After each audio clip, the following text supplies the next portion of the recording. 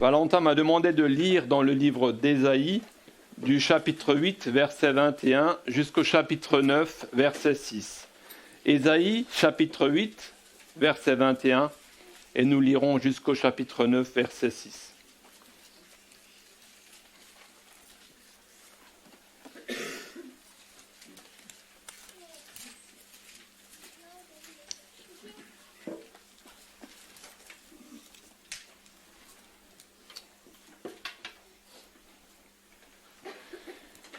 Il traversera le pays accablé et affamé, et quand il aura faim, il arrivera qu'il s'irritera, maudira son Dieu, son roi et son Dieu, il se tournera vers le haut.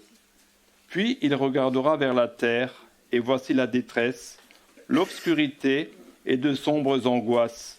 Il sera repoussé dans d'épaisses ténèbres. Mais les ténèbres ne régneront pas toujours sur la terre, et il y a maintenant des angoisses.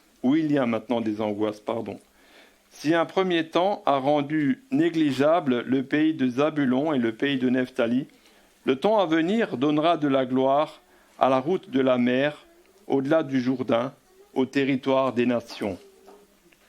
Le peuple qui marche dans les ténèbres voit une grande lumière. Sur ceux qui habitent le pays de l'ombre de la mort, une lumière resplendit. Tu rends la nation nombreuse, tu lui dispenses la joie. Elle se réjouit devant toi de la joie des moissons, comme on pousse des cris d'allégresse au partage du butin. Car le joug qui pesait sur elle, le bâton qui frappait son dos, la massue de celui qui l'opprime, tu les brises comme à la journée de Madian. Car toute chaussure qu'on porte dans la mêlée et tout manteau roulé dans le sang seront livrés aux flammes pour être dévorés par le feu. Car un enfant nous est né, un fils nous est donné, et la souveraineté reposera sur son épaule. On l'appellera admirable, conseiller, Dieu puissant, Père éternel, Prince de la paix. Renforcer la souveraineté et donner une paix sans fin au trône de David et à son royaume, l'affermir et le soutenir par le droit et par la justice, dès maintenant et à toujours. Voilà ce que fera le zèle de l'Éternel des armées. Jusqu'ici, notre lecture dans la parole de Dieu. Les enfants restent avec nous ce matin pendant le culte et je laisse la parole à Valentin pour le message.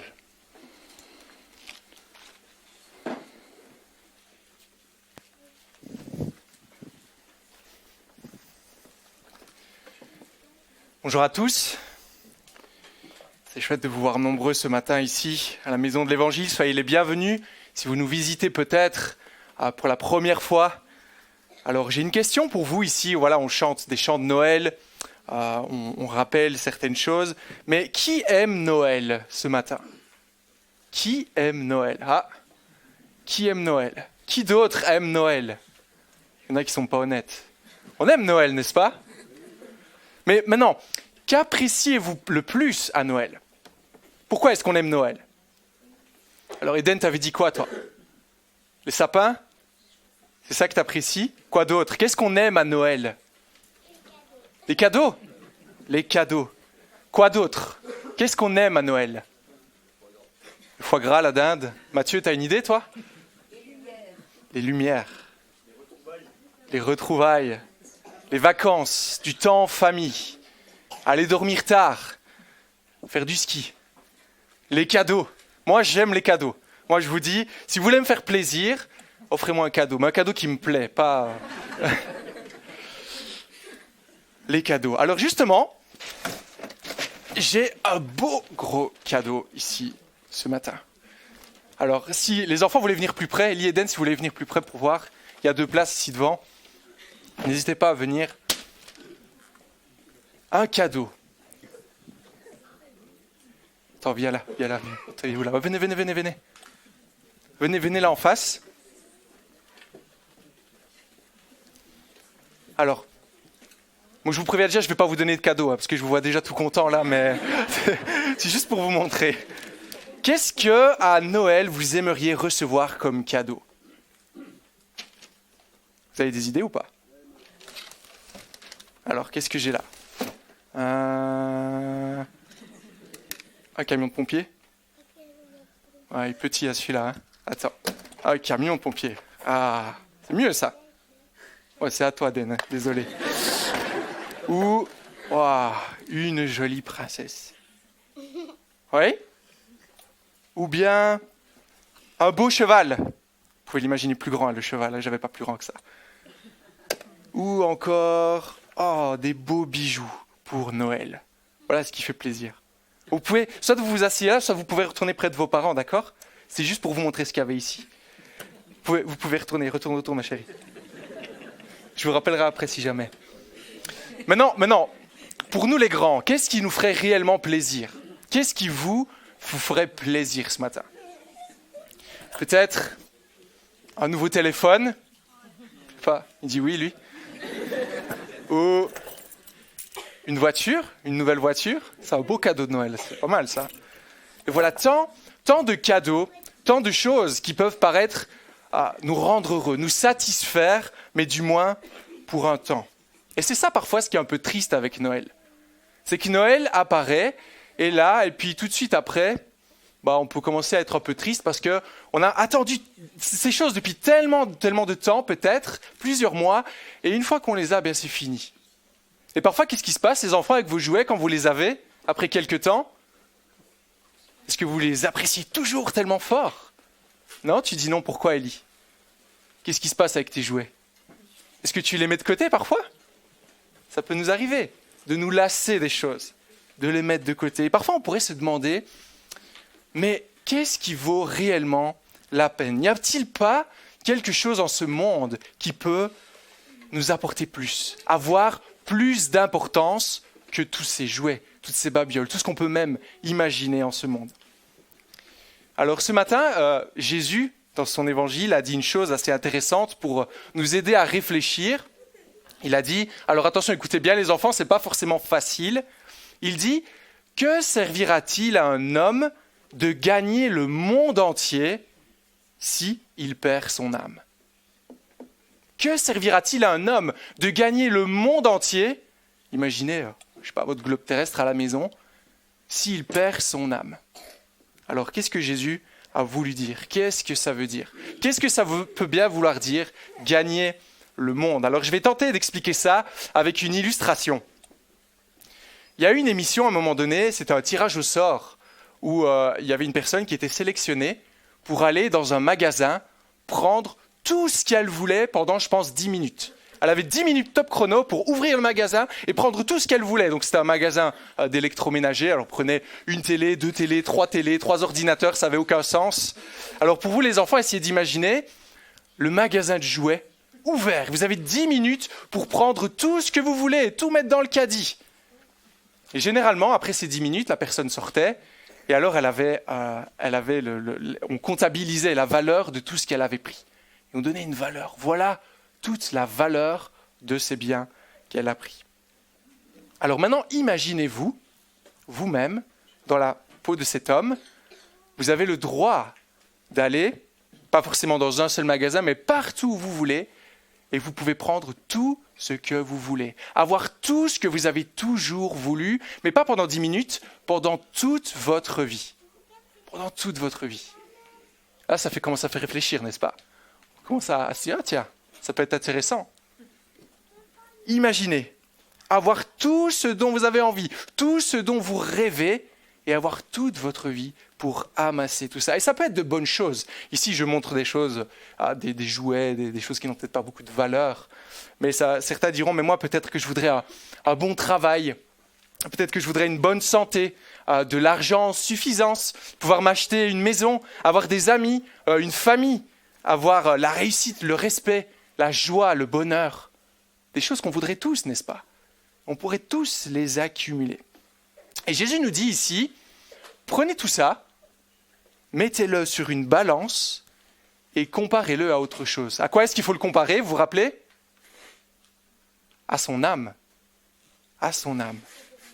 Alors c'est quoi l'âme? Comme vous le savez, la vie a un commencement et a une fin. C'est comme ça.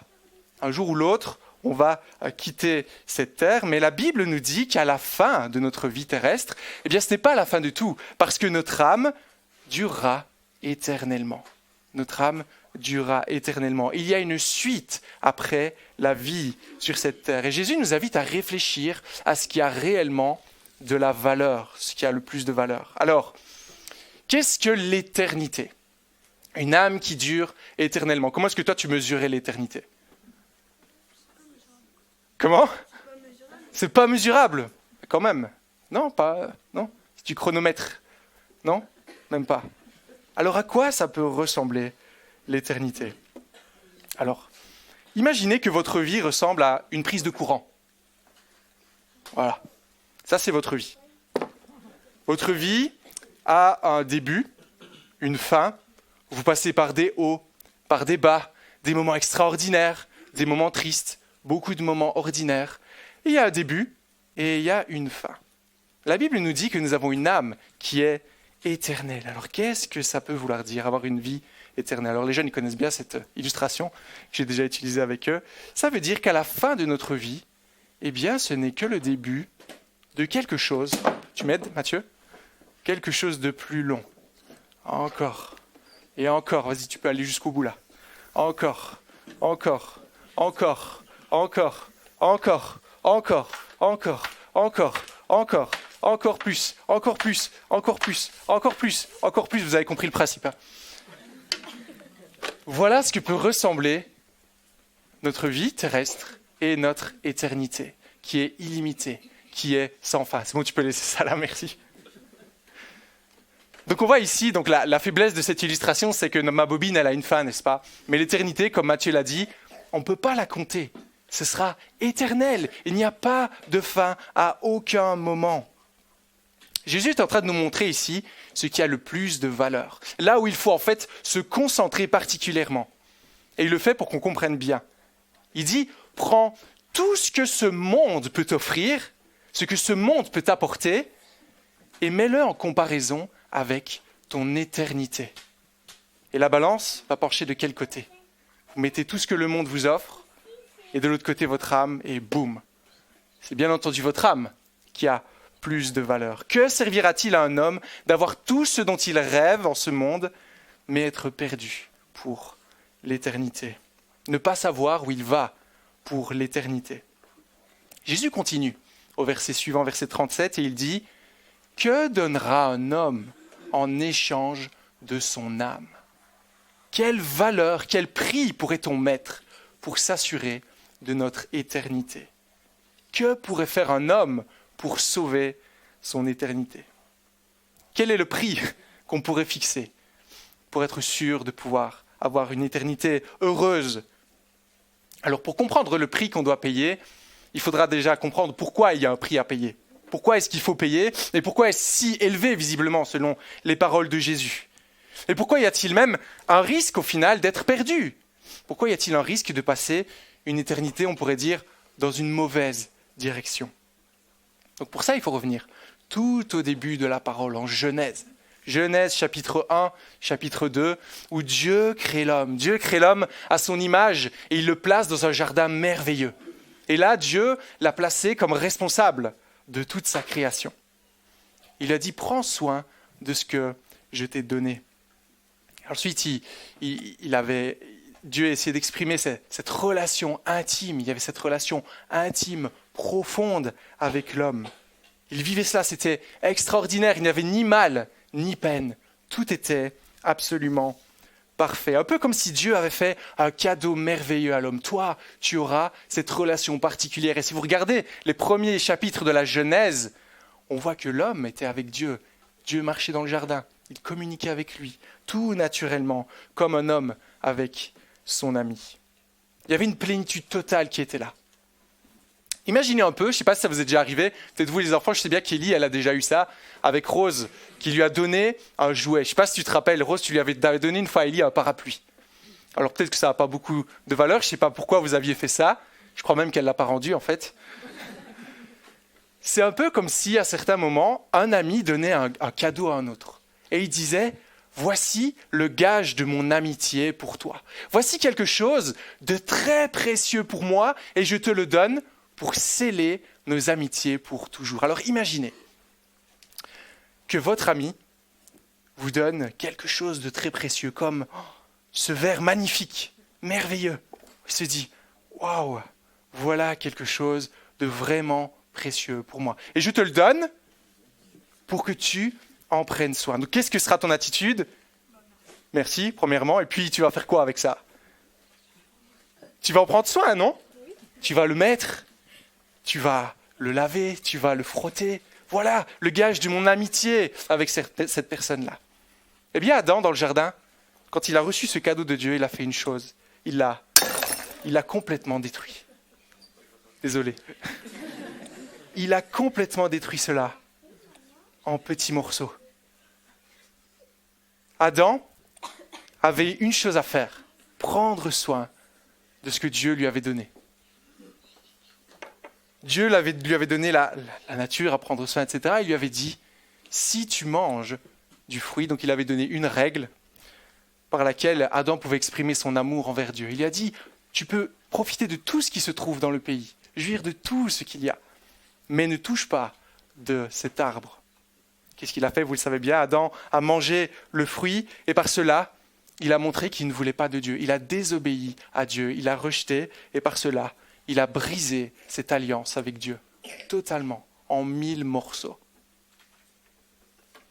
Alors, on voit tout le début, depuis le début de la Genèse, le premier homme, toute l'humanité, qui voulait devenir le maître de sa propre vie. Il ne voulait plus de Dieu pour diriger sa vie. Alors, à quoi est-ce que ça peut ressembler aujourd'hui, cela ?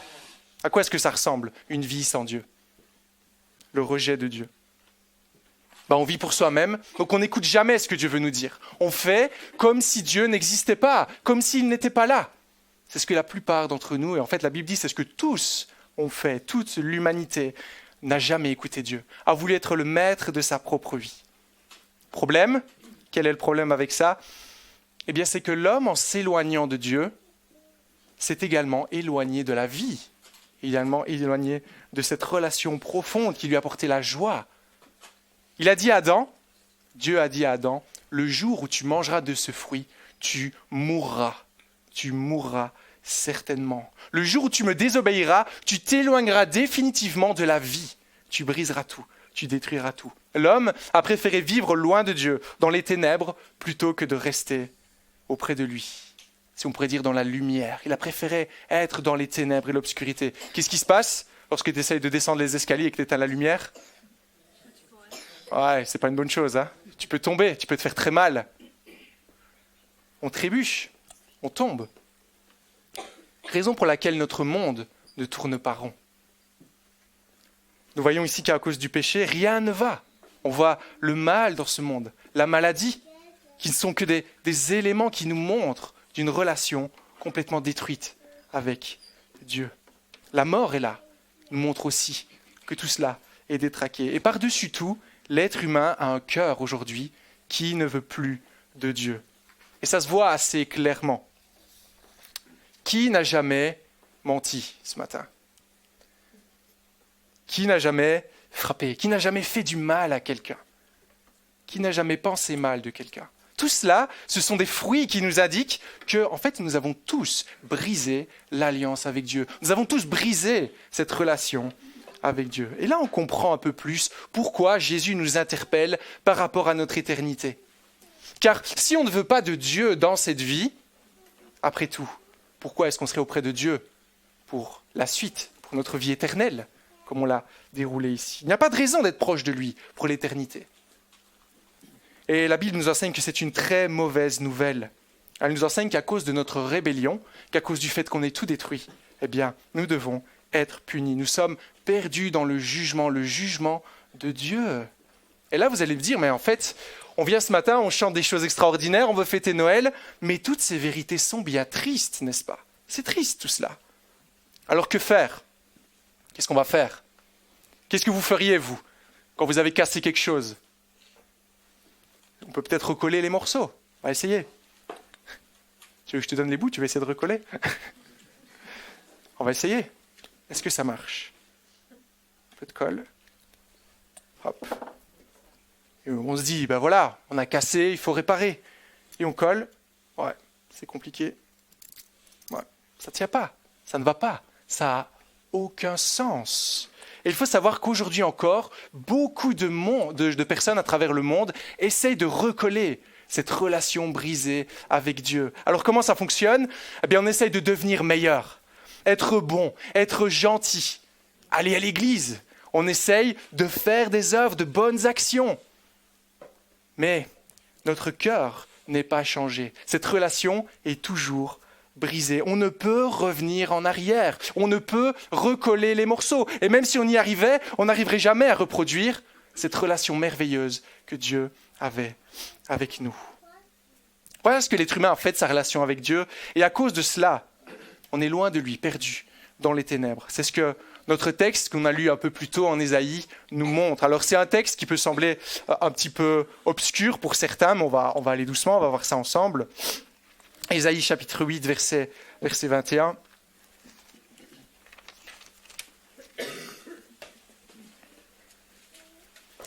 Il commence en disant « Il traverse le pays accablé, affamé, et quand il aura faim, il s'irritera, maudira son roi et son Dieu. Il se tournera vers le haut, puis il regardera la terre.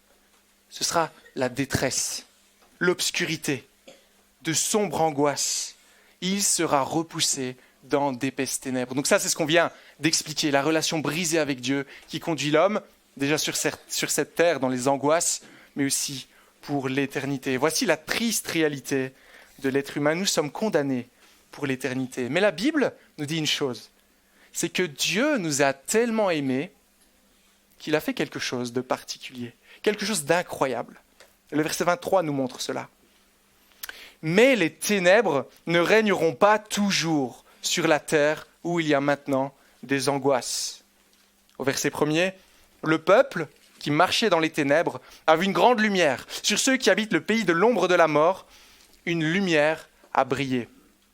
Alors, on voit un prophète qui apparaît un jour, qui voit la triste situation de son peuple, et on l'a dit, de toute l'humanité au final, depuis Adam, et qu'il dit, l'humanité ne restera pas toujours dans les ténèbres. Il y aura un jour où la lumière resplendira à nouveau. Et là où tout semblait désespéré, où tout semblait triste, où tout être humain était perdu à cause de son rejet de Dieu, ne pouvait sauver son âme d'aucune manière, cette grande lumière apparaît, un espoir glorieux resplendit. Et voyez ici les versets 2, verset 3, verset 4, qui peuvent paraître un peu étranges comme cela. Tu as rendu la nation nombreuse, tu l'as comblée de joie. Ils se réjouissent devant toi de la joie des moissons, de l'allégresse, du règne au partage du butin. Qu'est-ce qu'on voit apparaître ici? De la joie. De la joie. On a l'opposé de ce qui se passe juste avant, alors qu'on était dans les ténèbres. La joie apparaît. Verset 3. Car le joug qui pesait sur elle, la trique qui frappait son dos, le bâton de son oppresseur, tu les as brisés comme au jour de Madian. Qu'est-ce que ça nous indique? Qu'il n'y a plus de jugement qui pèse sur ceux qui bénéficient de cette lumière. Verset 4, toutes les bottes qui piétinaient dans la bataille, tous les manteaux roulés dans le sang seront livrés aux flammes pour être dévorés par le feu. Qu'est-ce que ça nous indique? Qu'il y aura une paix incomparable. Mais comment cela est possible? Verset 5 nous dit, car un enfant nous est né, un fils nous a été donné. Voyez ici que quelqu'un doit venir. Et il ne s'agit pas de n'importe quel enfant. Car comment est-ce qu'on l'appelle cet enfant-là? Il a plusieurs noms, n'est-ce pas? Oui, c'est ça, il y a plein de noms un peu particuliers. Alors je ne sais pas si vous avez plusieurs prénoms. Alors je sais qu'Élie, elle a plusieurs prénoms. Élie, Yadviga, Francine. C'est quoi? C'est les deux noms de ses grands-mères. Bon, on ne souhaite pas toujours qu'elles deviennent comme sa grand-mère, mais... on essaye de faire honneur à quelqu'un d'autre. Eden, Marc, Tadeusz. Ah, c'est le nom de mon beau-père, de son grand-père et de son arrière-grand-père. Loïs, Aimé, Emmanuel. Et à chaque fois, cela a une signification particulière. Qu'est-ce qu'on dit à propos de cet enfant? Quels sont ses autres noms? Regardez les titres avec moi. On l'appellera du nom de conseiller étonnant, Dieu héros, Père éternel, prince de la paix.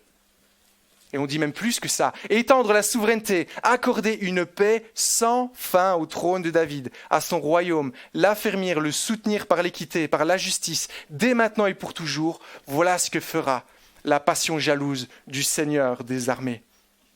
Alors qu'est-ce que ça veut dire tout ça? Un conseiller étonnant. Cet enfant sera un conseiller étonnant. Généralement, c'est qui sont vos conseillers? Catherine, tu as une idée? Non? Qu'est-ce qui te conseille dans ta vie? Tes parents peut-être? Des parents, des hommes sages, des personnes d'expérience qui nous conseillent. Ici, on voit que ce petit enfant, dès le départ de sa vie, est appelé conseiller. Mais conseiller étonnant, qui signifie qu'il n'est pas comme n'importe quel conseiller qu'on peut voir en ce monde. Il n'est comme personne d'autre. Il est exceptionnel dans son conseil. C'est un Dieu héros. Alors là, on peut imaginer 2 minutes, un héros, généralement, que vient-il faire? Il vient sauver, n'est-ce pas? Il vient, et quand certains sont en détresse, quand il y a des difficultés, un héros vient pour sauver. Il ne s'agit pas de n'importe quel héros, mais d'un Dieu héros, un héros qui a une grande stature, bien plus grande que tout ce qu'on peut connaître. Et ce héros est aussi un père donc qui prend soin de son enfant, qui vient prendre soin de son enfant, mais un père qui n'est pas là pour un certain temps, mais qui est éternel. Un prince de paix, c'est-à-dire le seul qui pourra nous apporter une paix incomparable que le monde ne connaît pas. Vous voyez ici qu'il ne s'agit pas de n'importe qui. Parfois, on a tendance à donner le nom peut-être d'un grand-parent ou l'autre. Alors on dit oui, c'est pour faire hommage, mais ici il s'agit de bien plus que cela. Il ne s'agit pas simplement de donner le nom d'une personne imparfaite, mais il s'agit d'une personne bien plus grande. Voyez-vous à qui font référence ces noms? Il s'agit de Dieu ici. Dieu lui-même. Ce que ça nous indique, par la naissance de ce petit enfant, c'est que Dieu lui-même est désigné ici. Dieu va descendre vers nous pour nous sauver, pour sauver son peuple qui est dans les ténèbres. Alors, réalisez-vous la profondeur de ce que ça signifie. Beaucoup aujourd'hui essayent de recoller les morceaux. Mais ici, on voit un problème qui prend bien plus que notre petite personne. Ça prend Dieu lui-même qui doit venir pour recoller. On va voir que ça sert plus que recoller les morceaux. Alors, quand vous avez fait, peut-être pour certains, il faut revenir un peu en arrière. Si vous avez commis une bêtise à l'école, généralement, on le dit à qui? Je vois Rose qui sourit. À la maîtresse? Ok. Maintenant, imagine que tu as fait une autre bêtise, mais là, on ne va plus le dire à la maîtresse, on va le dire au directeur. Quel genre de bêtise t'as fait alors? On pourrait dire une grave bêtise, non? Une grosse bêtise. Parce qu'on va pas commencer à déranger le directeur pour rien, à moins d'avoir fait une grosse bêtise. Et voyez ici, le fait de voir que cet enfant qui vient sur terre est Dieu qui vient nous sauver, ça nous montre que ce qui s'est passé ici est en fait vraiment très grave. Dieu lui-même voit la gravité de notre situation. Il voit que nous sommes incapables de recoller les morceaux, de revenir à lui. Et lui-même vient pour pouvoir nous sauver de cela, pour restaurer la relation. Par amour, il vient lui-même pour nous sauver.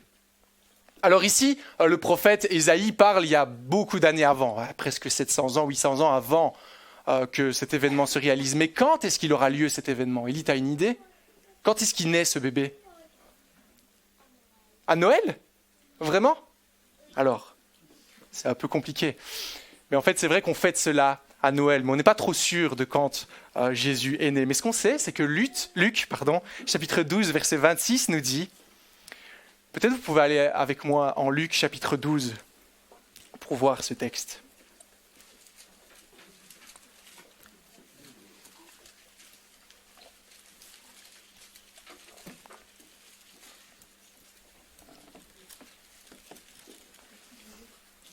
Luc chapitre 12, verset 26. la Bible nous donne des éléments bien plus précis pour pouvoir voir quand cet enfant va apparaître. Au 6e mois, l'ange Gabriel fut envoyé par Dieu dans une ville de Galilée du nom de Nazareth. Vous voyez la précision géographique de ce qui se passe. Chapitre 12, j'ai dit quoi? Non, chapitre 2, excusez. Évidemment, c'est le début de l'évangile.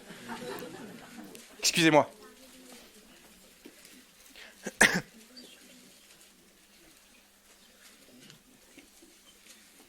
Luc chapitre 2, verset 26. Chapitre 1 plutôt. Qu'est-ce que j'ai mis ça, moi, alors? Luc chapitre 1, verset 26. En fait, j'ai mis un 2 de trop.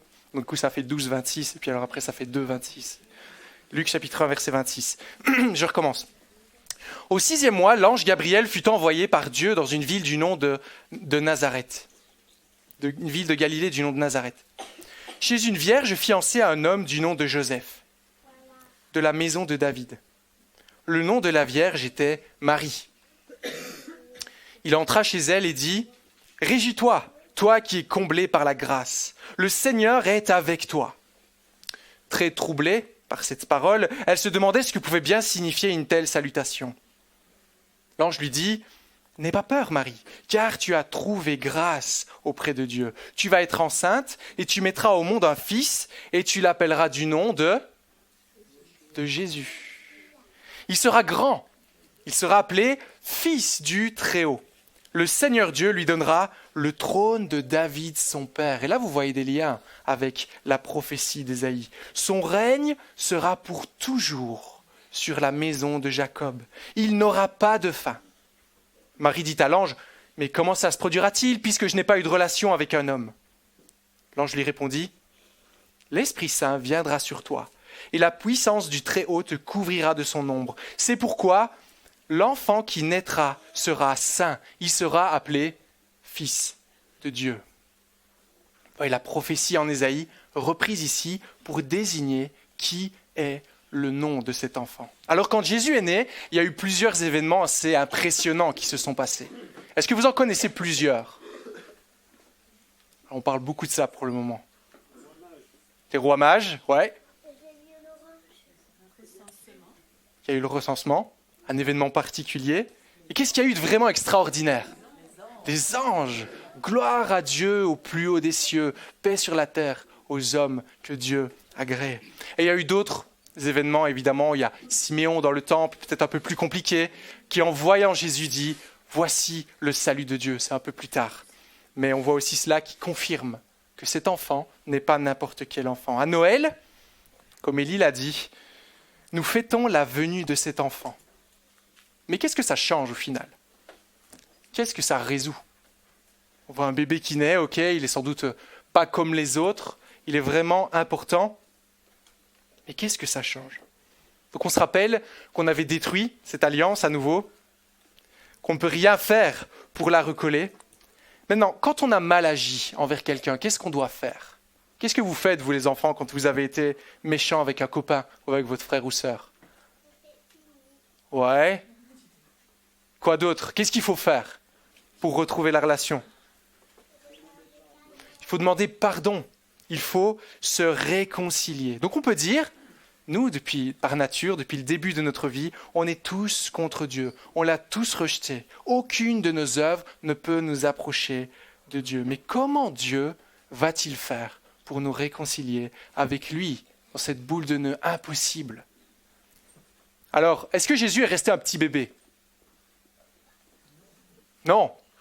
Avec plus de conviction. Non, Jésus n'est pas resté un petit bébé. Et ça, c'est une chose importante. C'est un élément vraiment important. Parce que beaucoup de gens aujourd'hui voient Jésus dans la crèche et se limitent à cela.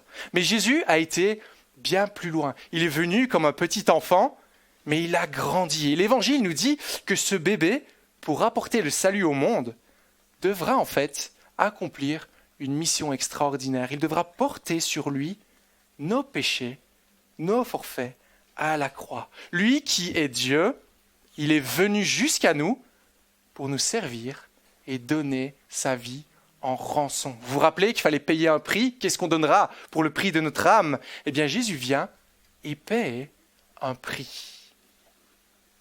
Donc, on est en train de dire ici que ce prix qu'on était incapable de payer, peut être payé uniquement à travers Jésus. Voyez encore plus, il n'est pas venu pour recoller les morceaux, a dit « Attends, je vais te montrer comment faire, et peut-être que si tu persévères, avec une colle un peu plus forte que ce que j'avais là, eh bien ça ira. » Non, il est venu donner une nouvelle relation, toute nouvelle, et même bien plus grande. C'est un autre verre, je l'ai pas refait. Une autre relation, une nouvelle relation bien plus profonde avec Dieu. Et je lis 2 Corinthiens, chapitre 5, à partir du verset 17.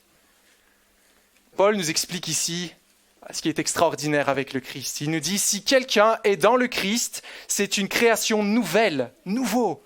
Ce qui est ancien est passé, cela est terminé. Tout vient de Dieu qui nous a réconciliés avec lui par le Christ, qui nous a donné le ministère de la réconciliation. Car Dieu était dans le Christ, réconciliant le monde avec lui-même. Et un peu plus tard, il nous dit au verset 20, « Au nom de Christ, nous vous supplions, laissez-vous réconcilier avec Dieu. » Laissez-vous réconcilier avec Dieu. Celui qui n'a pas connu le péché. On a vu cet enfant, quand il est venu au monde, était saint, sans défaut, tout au long de sa vie. Lui qui n'a pas connu le péché, il l'a fait devenir péché pour nous, afin qu'en lui, nous devenions justice de Dieu. Alors qu'est-ce que ça veut dire ? Qu'est-ce que Paul veut nous apprendre ?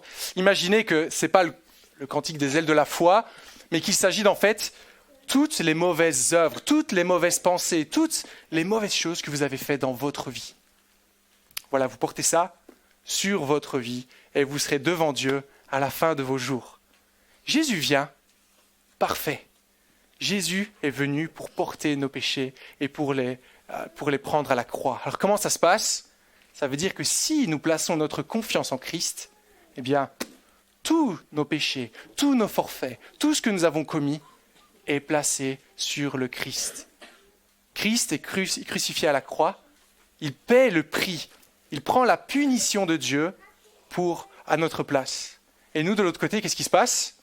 Dieu nous voit à travers la vie parfaite de Christ. Il n'y a plus toutes ces choses qui nous accusent, toutes ces mauvaises œuvres que nous avons faites, toutes ces mauvaises pensées, ces mauvaises actions. Christ prend ça sur lui et le prend à la croix, là où il paie le prix. Que donnerons-nous pour sauver notre âme ? Sachons que si nous reprenons notre balance, vous vous rappelez du début, qu'on met le monde entier, l'univers avec tout ce qu'il contient d'un côté, mais qu'on place le Seigneur Jésus de l'autre, la balance va pencher inévitablement vers le Seigneur Jésus, car il a une valeur infiniment plus grande. C'est le seul qui peut nous sauver. C'est le seul qui peut apporter le salut. Le prix suprême qui nous assure une vie éternelle auprès de lui est uniquement par Jésus. Et la Bible nous dit que cet enfant est un cadeau offert par Dieu. Le cadeau ultime que tout le monde doit posséder, pas comme ce qu'on a vu là, peut-être qui fait notre joie pour un temps, etc., et qui nous lasse ensuite. Non, c'est le cadeau le plus précieux, le plus important pour cette vie et pour l'éternité. Jean 3,16 nous dit « Car Dieu a tant aimé le monde qu'il a donné son Fils unique, afin que quiconque croit en lui ne meure pas, mais ait la vie éternelle. » Qu'est-ce qui parle en Jean 3 ? C'est Jésus. Et on voit qu'est-ce qu'il nous disait en Marc ici. Qu'est-ce qu'on donnera ? Et voyez, c'est uniquement à travers Jésus que nous pouvons être sauvés. Un cadeau ici, donné par Dieu, qui nous permet d'avoir l'assurance d'être en bon terme avec Dieu. Une vie éternelle auprès de lui. Alors, qu'est-ce que vous appréciez le plus à Noël ? Voilà ce que nous apprend cette fête de Noël. Voilà pourquoi nous sommes tellement dans la joie. Ce n'est pas parce qu'on passe un bon moment en famille. Alors bien sûr, ce sont de bons moments, il faut en profiter. Bien sûr, si vous recevez des cadeaux, vous pouvez en profiter, c'est génial. Mais le sens réel de Noël, le réel cadeau que nous voulons nous rappeler, c'est le but de la venue de Jésus, qui est la lumière qui vient briller dans les ténèbres, qui vient nous sauver. Il y a tellement de joie quand on se rappelle le vrai sens de Noël. Car sans lui, si ça ne se serait pas passé, nous serions perdus. Mais par amour, il nous a sauvés. Il nous a réconciliés, appelés à une vie éternelle auprès de lui. Alors je vais terminer. Et la question qui nous reste, allons-nous saisir ce que le Seigneur nous donne? Ou allons-nous préférer nos vies sans lui? C'est la question que cette fête de Noël peut nous rappeler. Allons-nous préférer nos vies sans lui avec les conséquences éternelles qui s'en suivent? Ou allons-nous saisir la joie, saisir le repos qui se trouve en Christ? Allons-nous préférer sauver notre vie à notre manière pour un temps ou courir à Christ et nous appuyer sur lui pour être sûr d'avoir cette vie éternelle? Et pour nous chrétiens ce matin, si nous avons mis notre foi en Christ, à nouveau, réalisons-nous le privilège de nous savoir en sécurité pour l'éternité. Ce que ça représente au quotidien. Même si nous souffrons, même s'il y a des moments difficiles, nous sommes en sécurité dans la main de Dieu grâce à ce que Jésus-Christ a accompli pour nous. Sommes-nous dans la joie de voir que Dieu est désormais pour nous grâce à Christ? Donc que cette fête de Noël puisse nous réjouir une fois de plus de voir notre espérance et la venue de Christ qui change nos vies à jamais. Amen.